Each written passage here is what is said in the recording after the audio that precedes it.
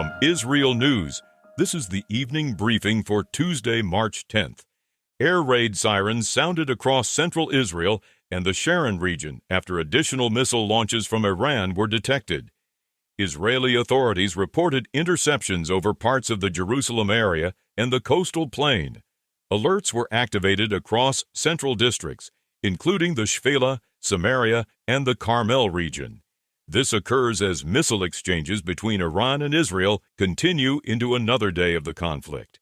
The Pentagon says 140 American service members have been injured since the start of the war with Iran, including 8 reported in serious condition. U.S. officials have not provided details on the specific incidents leading to the injuries. This comes as American forces remain engaged across multiple operational areas in the region.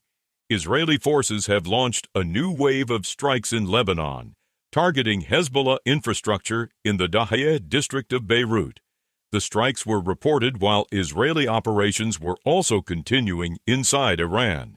This takes place as Israel expands its military activity across several fronts during the current escalation.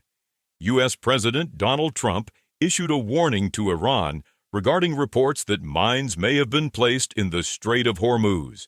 In a message posted on Truth Social, Trump said the United States would demand their immediate removal if confirmed and warned of military consequences if they remain. The statement comes as maritime security concerns increase around one of the world's most critical shipping corridors. U.S. Central Command says American forces destroyed 16 Iranian vessels believed to be involved in laying naval mines near the Strait of Hormuz. The announcement followed earlier reports that U.S. intelligence had detected indications Iran was preparing to deploy mines in the area. This occurs as naval operations intensify around the Persian Gulf and surrounding waterways. The Trump administration has asked Israel not to conduct additional strikes against Iranian oil and energy facilities in Tehran. Officials cited concerns that such attacks could harm Iranian civilians and risk broader retaliation against energy infrastructure across the Gulf region.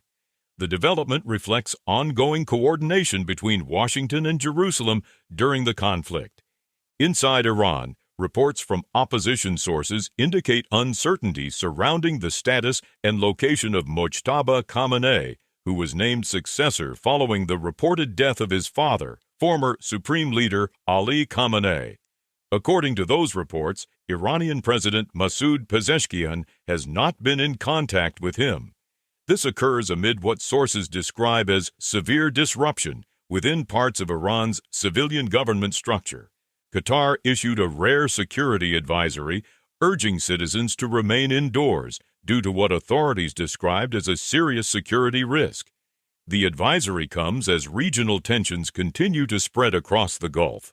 Russia says its consulate in the Iranian city of Isfahan was damaged during nearby strikes earlier this week. Russian officials reported shattered windows and structural damage, but said no casualties were recorded.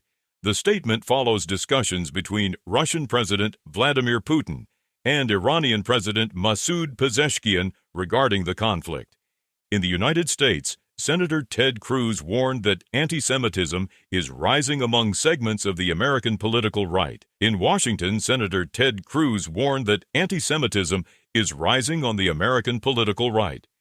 Speaking at a symposium organized by the Republican Jewish Coalition and National Review, Cruz called commentator Tucker Carlson the single most dangerous demagogue in this country, and warned that anti-Semitic rhetoric is gaining traction among some audiences on the right.